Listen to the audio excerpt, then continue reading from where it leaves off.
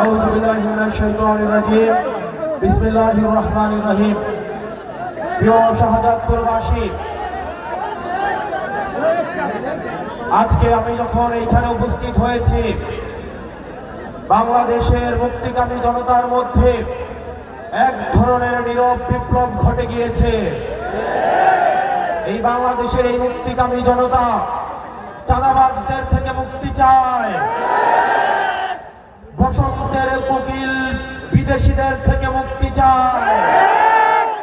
যারা লড়াই সংগ্রামে পালিয়ে থাকে, ভার্চুয়ালি পলিটিক্স করে, ঋতু পরিবর্তনের সাথে সাথে আবার যারা দেশে এসেছে, যারা শাহজাদপুরকে একটা মানি মেশিন বানাতে চায়, যারা বালুমহল দখল করেছে, টেন্ডারবাজি করছে, যারা 12 তারিখ পর্যন্ত বলছে নেতা কর্মীদেরকে শুধুমাত্র 12 তারিখ পর্যন্ত চাঁদাবাজি করে না, তোমরা দাঁত এবং হাতকে ধার দিয়ে রাখো, 12 তারিখের পরে আবার চাঁদাবাজি শুরু করো।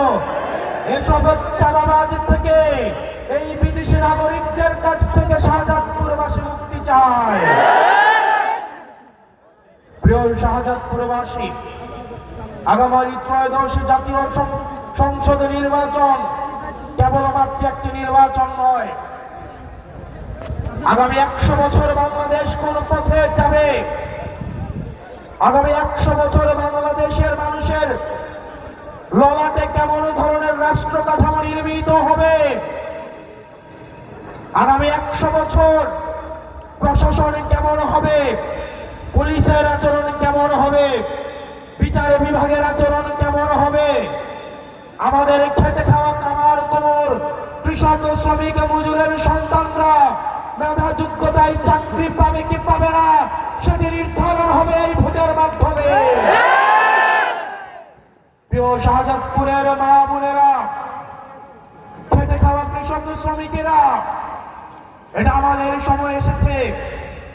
আমরা যারা এতদিন নেতা বানাতাম, আমাদের রক্তে ঘামে এতদিন যারা নেতা হতো, যারা আমাদের রক্তে ঘামে নেতা হয়ে এসি বাসে যারা চলাফেরা করেছে, যারা বিদেশে টাকা লুট করে তাদের সন্তানদের নিরাপদ ভাগ্য নিশ্চিত করেছে, যারা লন্ডন আমেরিকায় বেগম পাড়া বানিয়েছে, কিন্তু যারা আমাদেরকে কখনো মানুষ মনে করে নাই, এবার আমাদের সময় এসেছে আমাদের ক্ষমতা, জনতার ক্ষমতা জনতার কাছে ফিরিয়ে দেওয়া।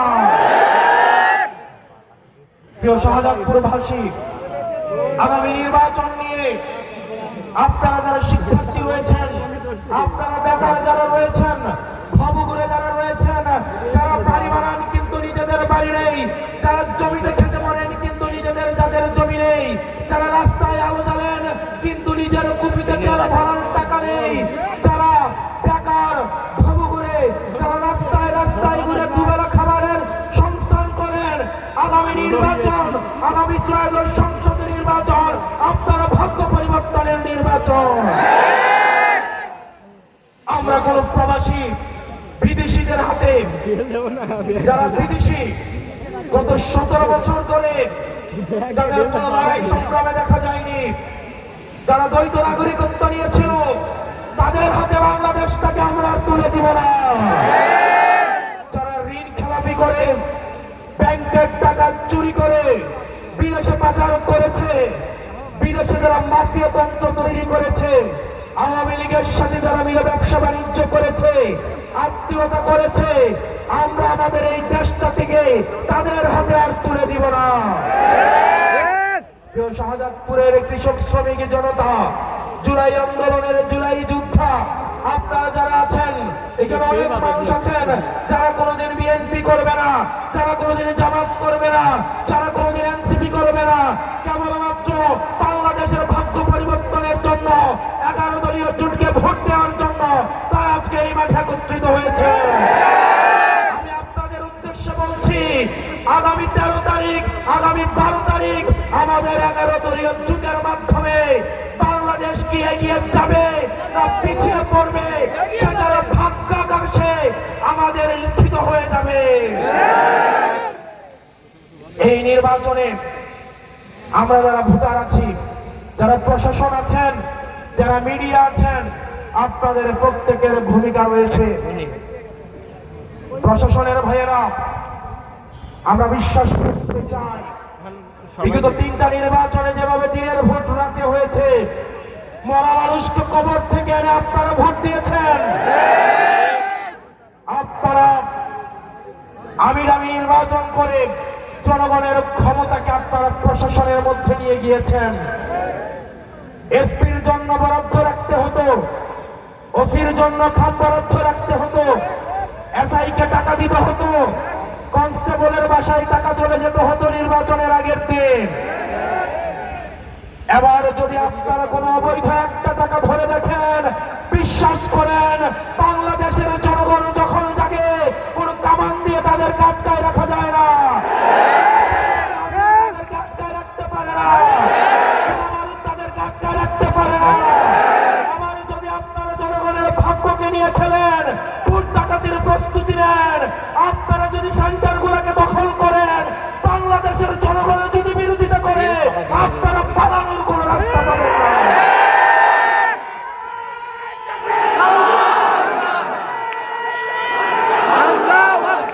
প্রশাসনের ভাইয়েরা, আপনারা আমাদের ভাই, প্রিয় পুলিশের ভাইয়েরা, আপনারা আমাদের ভাই, আপনারা মেধার যোগ্যতায় চাকরি পেয়েছেন। আপনাদের যে পোশাকটা, এই পোশাকটার যে অর্থটা বাংলাদেশের সাধারণ মানুষের রক্ত ঘাম শ্রমের যেই ট্যাক্সের টাকায় এই পোশাক হয়। আপনি যে বেতনটা পান, এই বেতনটা এই সাধারণ খেতে খাওয়া মানুষের রক্ত শ্রম ঘামের ট্যাক্সের টাকায় আপনার বেতন হয়। আপনার দায়বদ্ধতা বিএনপির কাছে নয়, আপনার দায়বদ্ধতা জামাতের কাছে নয়, আপনার দায়বদ্ধতা এনসিপির কাছে নয়, আপনার দায়বদ্ধতা বাংলাদেশের জনগণের কাছে। আল্লাহর দোহাই লাগে, প্রশাসনের ভাইয়েরা, আপনার বাসায় আপনার সন্তান রয়েছে, আপনার সন্তানদেরকে রাস্তায় গুলি করার জন্য 5ই আগস্ট ফ্যাসিবাদী হাসিনা আপনাদেরকে অর্ডার করেছে। পুলিশের ভাইয়েরা, আপনার সন্তানরা পড়াশোনা করে, আপনারা যদি অর্থের বিনিময়ে আবার ভোট কারচুপি করেন, আজকে পোস্টিং প্রমোশনের জন্য আপনারা নেতাদের বাসায় বাসায় যেতে হয়। রাজনৈতিক দলের কাছে আপনার পোস্টিং প্রমোশনকে বর্গা দেওয়া আছে। আমরা আপনাদের মুক্তি চাই, আমরা আপনাদের মর্যাদা চাই, আমরা আপনাদের স্বাধীনতা চাই। আপনারা শুধুমাত্র বাংলাদেশের জনগণের কাছে জবাবদিহিতা করবেন। আমরা চাই না, পুলিশের ভাইয়েরা, আমরা চাই না বাংলাদেশের মানুষের যে অনাস্থা আপনাদের উপরে তৈরি হয়েছে, আগামী 12 তারিখ এই আস্থা অর্জনের সুযোগ বাংলাদেশের জনতা আবার আপনাদেরকে দিচ্ছে। আপনাদের স্বচ্ছতা নিরপেক্ষতার মধ্য দিয়ে আপনারা স্বচ্ছতার প্রমাণ করুন, বাংলাদেশের জনগণ আপনাদেরকে মাথায় তুলে রাখবে। প্রিয় মিডিয়ার ভাইয়েরা, আপনারা যারা সাংবাদিক রয়েছেন, আমরা জানি আপনারা মাঠে ঘাটে শ্রম করে কষ্ট করে আপনারা নিউজটা আপনাদের হাউসে পাঠান, কিন্তু দালাল কিছু মিডিয়া রয়েছে, দালাল কিছু মিডিয়া মালিক রয়েছে, তারা ব্যক্তিগত স্বার্থ অর্জনের জন্য 5 আগস্টের পরে আমরা যখন ছাত্র জনতা সরকার গঠনের প্রস্তুতি নিচ্ছিলাম, মন্দির মসজিদ পাহারা দিচ্ছিলাম, অমুসলিম ভাইদেরকে বাঁচানোর চেষ্টা করছিলাম, নিরাপত্তা নিশ্চিত করছিলাম, তখন একটা দলের লোকেরা মিডিয়াগুলোকে দখল করেছে, ব্যাংকগুলোকে দখল করেছে, শ্রমিকের জমিগুলোকে দখল করেছে। প্রিয় মিডিয়ার ভাইয়েরা, এই নির্বাচন হচ্ছে আপনাদের আস্থা ফিরিয়ে আনার নির্বাচন। জনগণ এখন মিডিয়াকে বিশ্বাস করে না, মূলধারার গণমাধ্যমকে বিশ্বাস করে না। আপনারা জনতার কাতারে নেমে আসুন, জনতা আপনাদেরকে মাথার তাজ করে রাখবে। প্রিয় মিডিয়ার ভাইয়েরা, চেটে খেয়ে কতদিন, গোলামি করে কতদিন, পরিবর্তনের সুযোগ এসেছে। বাংলাদেশ পরিবর্তন চায়, সংস্কার চায়। আল্লাহর দোহাই লাগে, জনগণের বিরুদ্ধে দাঁড়ায়েন না। সময় টেলিভিশনকে যেভাবে জনগণ দৌড়ানি দিয়েছে,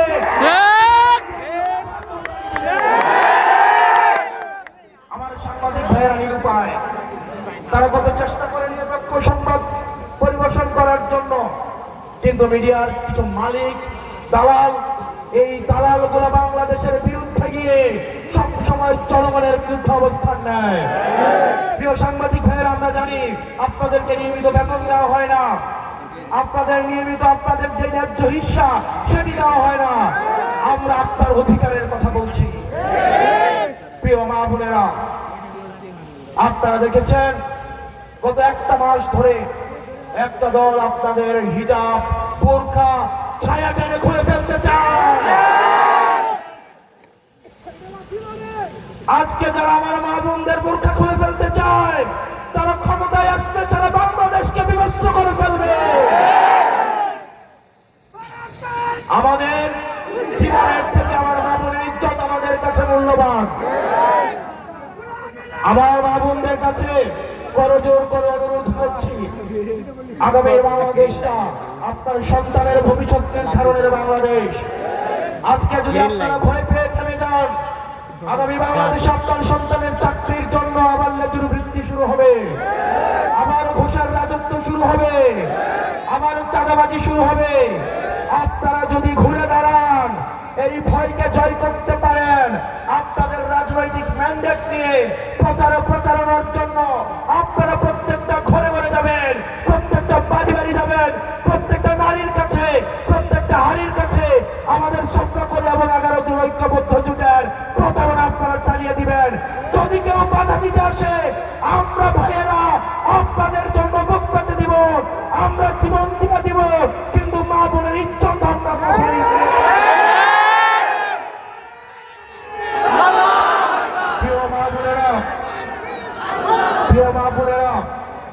নির্বাচনের আর মাত্র 4 দিন বাকি। এই 4 দিনে আপনারা শাহজাদপুরের প্রত্যেকটি ঘরে ঘরে, প্রত্যেকটি বাড়ি, প্রত্যেকটি নারী, প্রত্যেকটি ঘর, প্রত্যেকটি বোনের কাছে সাতরাকলির মার্কার প্রচারণা পৌঁছে দিতে হবে। আমরা প্রয়োজনে পায়ে ধরে বসে থাকব।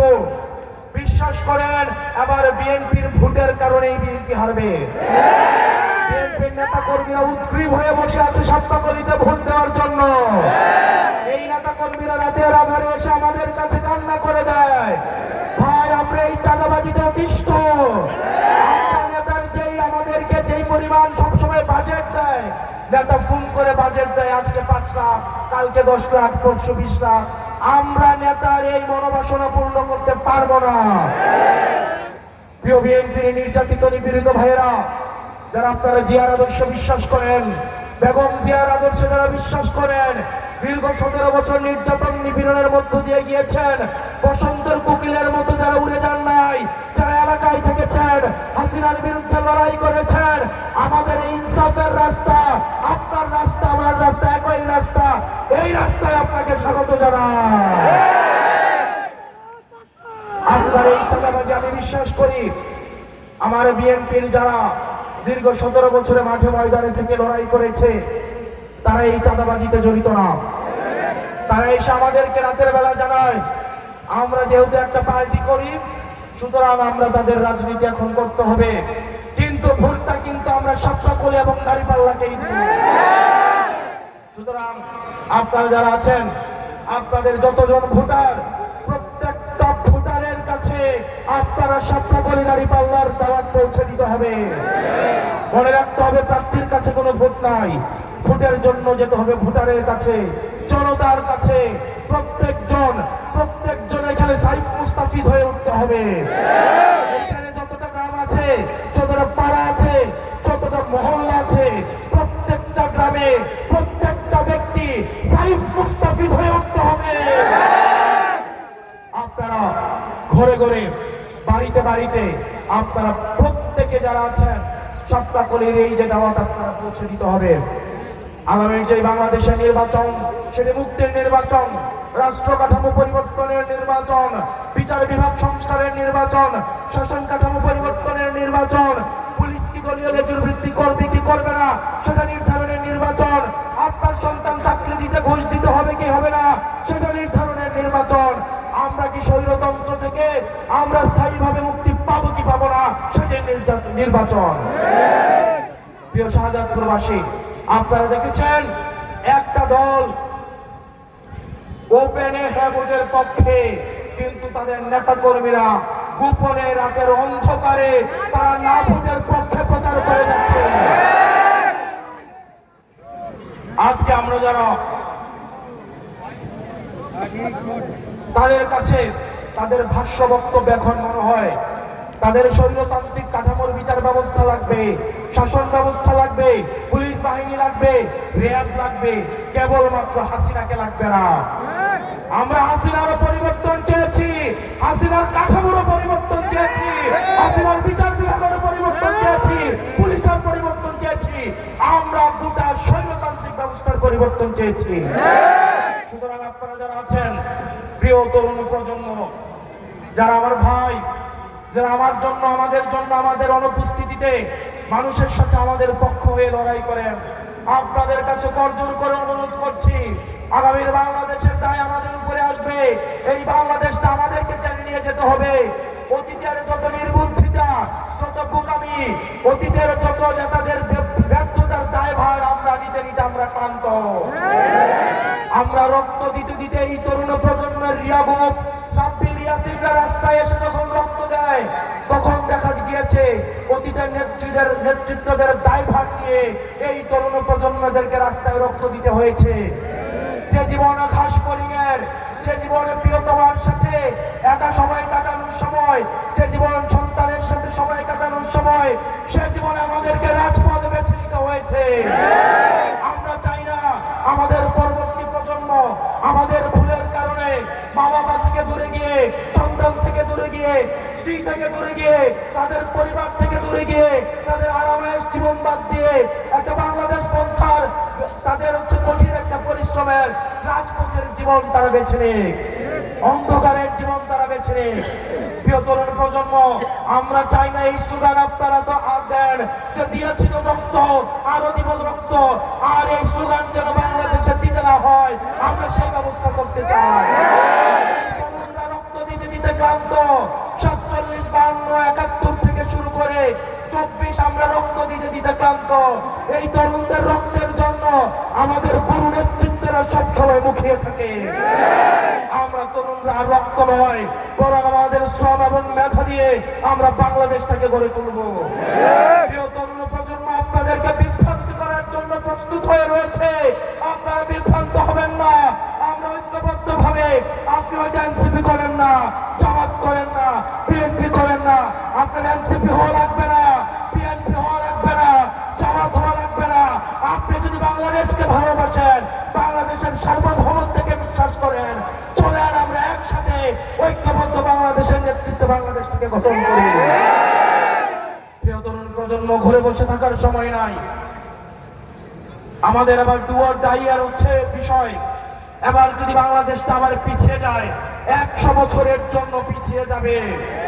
আমাদের শপথবদ্ধ হতে হবে, আমরা জয় না পাওয়া পর্যন্ত আমরা এই রাজপথ ছাড়ব না। যারা ভোট কেন্দ্র দখলের প্রস্তুতি নিচ্ছেন, আপনাদেরকে বলতে চাই, এবার যদি তরুণ প্রজন্মের বিরুদ্ধে গিয়ে আপনারা ভোট কেন্দ্র দখল করার কোনো চেষ্টা করেন, আপনারা বাড়ি ফিরে যেতে পারবেন না। আপনারা মা বাবার দোয়া নিয়ে, সন্তান স্ত্রী থেকে দোয়া নিয়ে ভোট কেন্দ্র আসবেন, এটা হবে আপনাদের আখিরি দিন।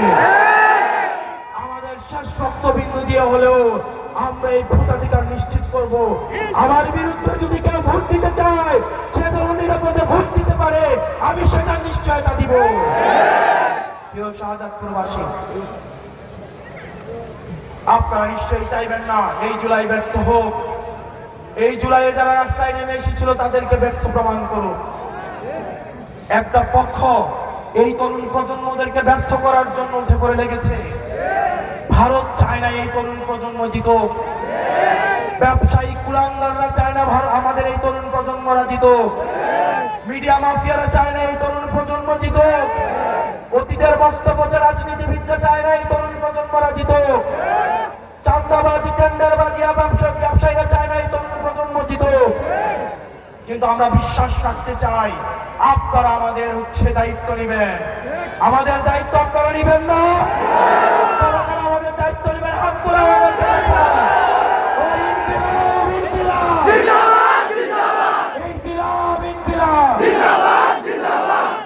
আমাদের এই স্যার, উনি যে যে স্যাক্রিফাইস করেছেন, আগামী 12 তারিখ যদি আমরা প্রত্যাশিত ফলাফল অর্জনে ব্যর্থ হই, এটা হবে ওনার জন্য সম্মান। উনি যে স্যাক্রিফাইস করেছেন, সেই স্যাক্রিফাইসের মর্যাদা রাখতে হলেও আমাদের এই দুইজনকে জিতাতে হবে। আমরা একসাথে কাজ করব। আমাদের এই 11 দলীয় ঐক্যবদ্ধ জোটকে আমরা অবশ্যই সরকার গঠন করব। পরবর্তী বাংলাদেশটা আমরা জুলাইয়ে যারা রক্ত দিয়েছে, দীর্ঘ ঔপনিবেশিকবাদ সময় থেকে এখনো পর্যন্ত যারা লড়াই করে যাচ্ছে, তাদের মুক্তির জন্য আমাদের বিজয় ছাড়া কোনো বিকল্প নাই। ওই শাহজাদপুরে কোনো মার্কা আছে? সংসদে আবার কোনো মার্কা যাবে? ওই সেই মার্কা হাতের তালে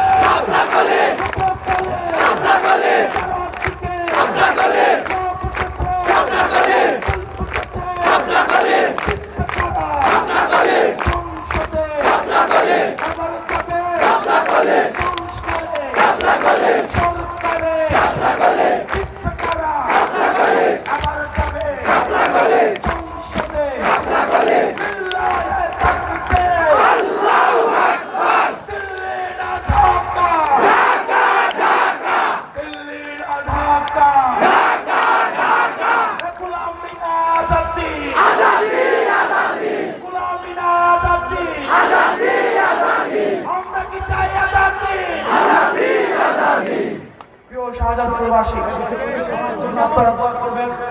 আল্লাহ যেন ইনসাফের পথে যদি আমার হাদি ভাইয়ের মধ্যে শাহাদাত বেঁচে থাকে, আমরা যেন হাসি মুখে শাহাদাত বরণ করতে পারি। আমরা মৃত্যু পরোয়ানা নিয়ে এই মাঠে নেমেছি আপনাদের অধিকার আদায় না হওয়া পর্যন্ত।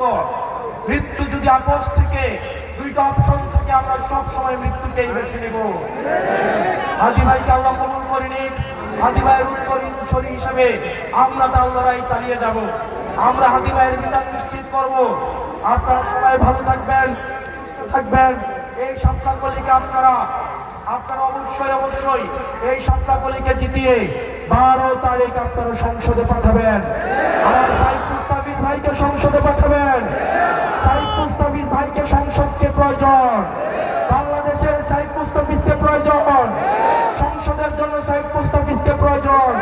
বস্তাপচা রাজনীতিবিদদেরকে তুলঘোড়া করার জন্য সাইফ মুস্তাফিজকে প্রয়োজন। সাইফ মুস্তাফিজ আপনাদের এলাকার সম্পদ, বাংলাদেশের সম্পদ, আধিপত্য বিরোধীদের প্রতি সম্পদ। আমরা যারা ইনসাফের লড়াই করছি তাদের কাছে সাইফ মুস্তাফিজ সম্পদ।